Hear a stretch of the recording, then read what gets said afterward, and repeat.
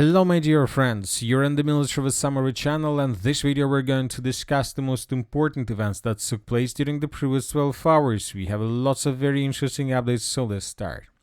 And this morning, one thing we can say for sure, the Western countries, the allies of Ukraine from the European Union, were completely shocked with Russian massive missile and drone strike that took place yesterday in the territory of the city of Kiev. For example, the German chancellor stated that it is now obvious there will not be a meeting between President Zelensky and President Putin. Another important statement made by him that Russia has shown its true face. Now, everybody in the world, and especially the President of the United States of America, Donald Trump, understand that most likely the special military operation will continue not just in the final part, last part of 2025, but most likely the next year we're going to see the war as well.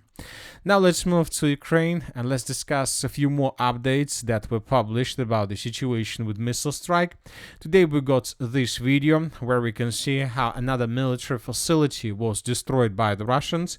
So one building, one factory was completely damaged and destroyed by the Russian forces. You know that, once again, I would like to remind you that that attack that was carried out by the Russians yesterday was a special attack, because according to information we have, the Russians, for the first time since the beginning of the special military operation, attacked not just military objects and military facilities. The Russians attacked buildings and offices of different embassies that are located on the territory of Ukraine. This morning we got report that the Russians attacked buildings, offices that belonged to the European Union, to the United Kingdom, and to Azerbaijan, which is very important, which means that during the next stages of the special military operation, the Russians will intensify their attacks on the facilities, buildings, and offices, at least of these countries and these organizations. Now let's move further. Of course, Ukrainians strike back, but when talking about Ukrainian step, according to information we have, the Ukrainian government has reportedly officially determined that the Ukrainian Orthodox Church is directly affiliated with the Russian Orthodox Church, thereby allegedly providing the Ukrainian government with a so-called legal basis on which a full ban of the Ukrainian Orthodox Church in Ukraine.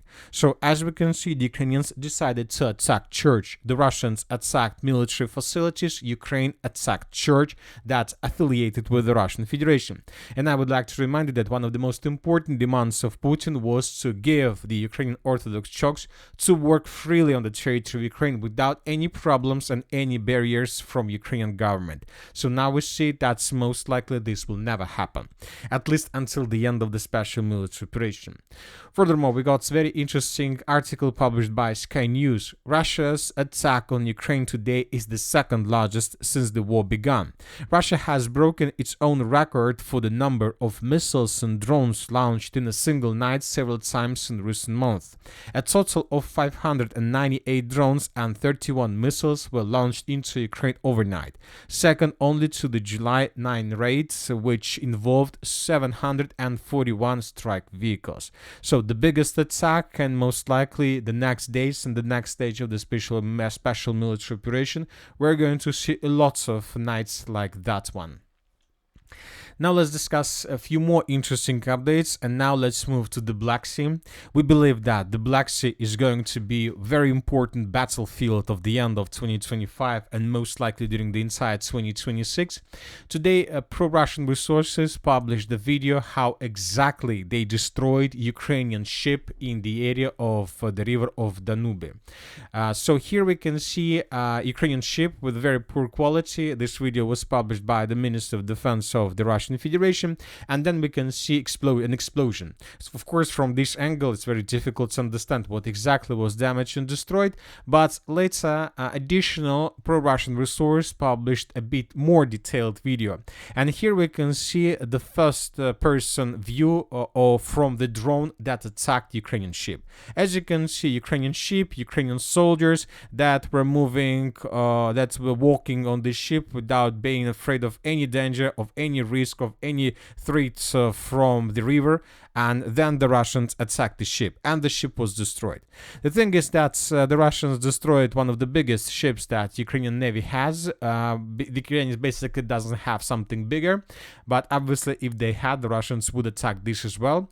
So, which means that the Russians began the process of restoring their influence and their superiority in the Black Sea. We're going to see lots of videos from this area. The Russians most likely will try to block the Black Sea, and they will try to stop the trade with Ukraine in coming months. Sea trade. Another important video we got from the Zaporizhzhia direction. So the Russians published this video where we can see very rare and unique launching system, rocket launching system of the armored forces of Ukraine that can launch Neptune missiles. Very powerful missiles. According to information we have, Ukrainians in 2022 used this missile of Neptune type to attack Russian, let's say, Moscow ship in the Black Sea. And this time the Ukrainians were using this ship to attack probably deep inside of the territory of the Russian Federation, of its southern part, but the Russians discovered this launching system and attacked this area with Iskander missile. And the system was completely damaged and destroyed with probably a cluster munition. So very important video and very unique launching system of the armored forces of Ukraine, as we can see, was destroyed.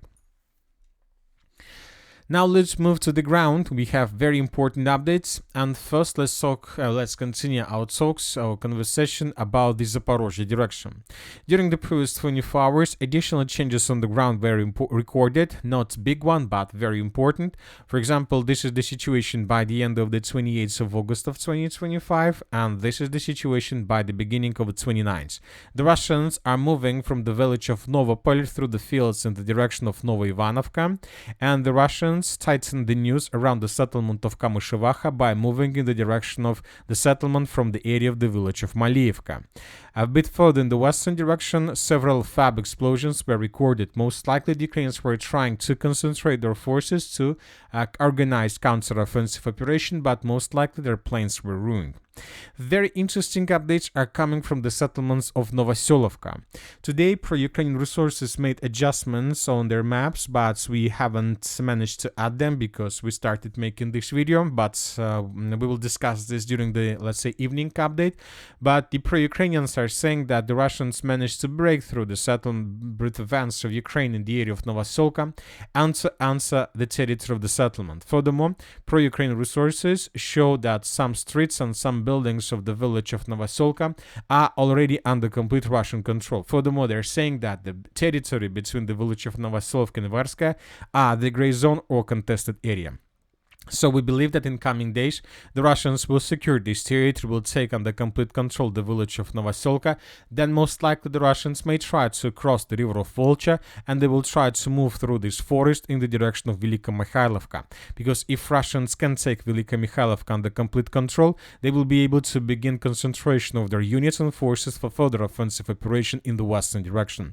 Velika Mikhailovka is a very big village, the biggest village probably in this direction after the settlement of Velika Novoselovka. Now let's move further.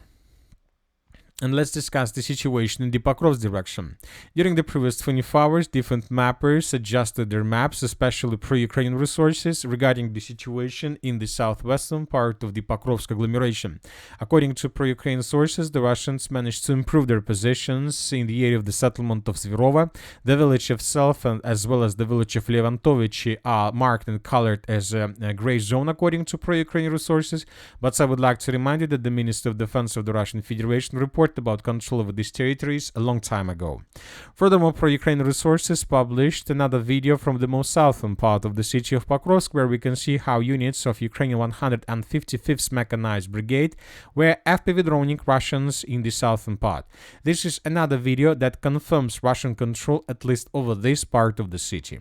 So the Russians we see are advancing and advancing and advancing.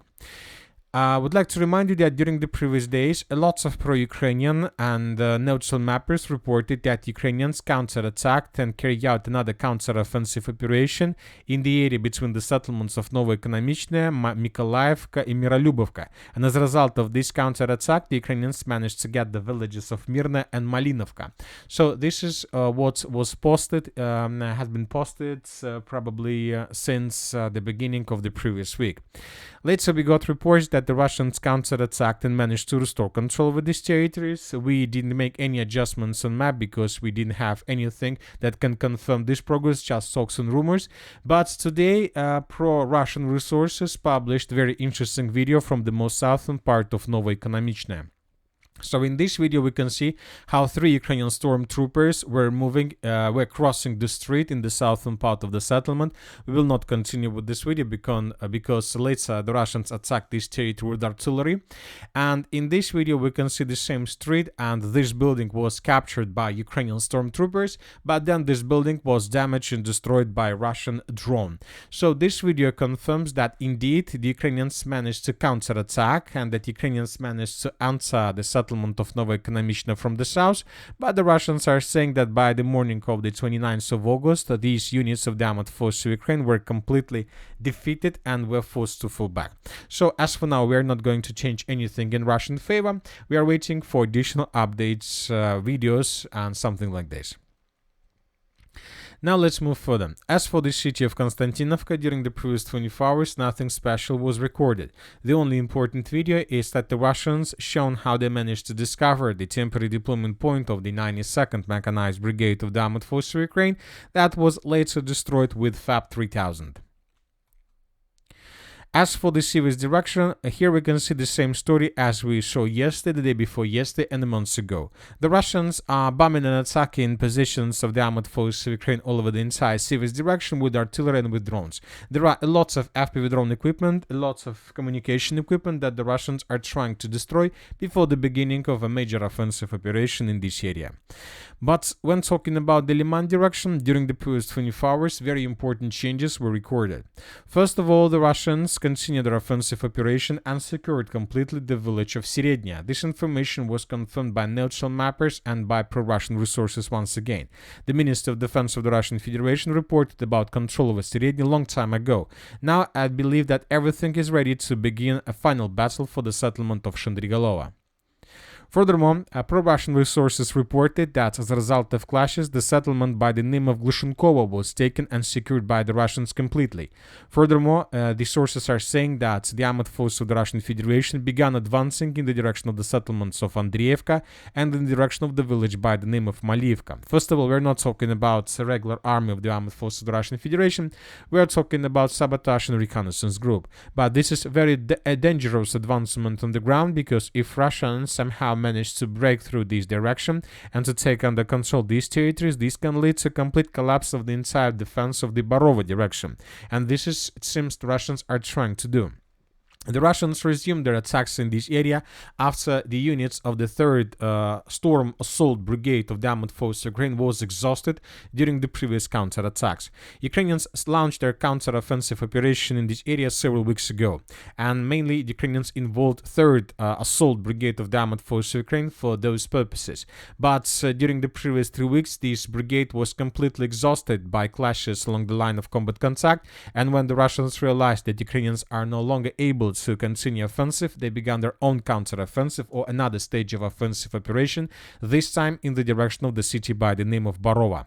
The Russians restored control over Novomikhalovka. During this video we might see how Russians raised their flag on the farms to the north of the settlement, and furthermore the Russians restored control over the village of Grekovka. We have another video that confirms Russian counter-attack in this area. So based on these 2 videos we made several adjustments. So we see that the situation is very interesting, becomes very interesting in the Barova direction.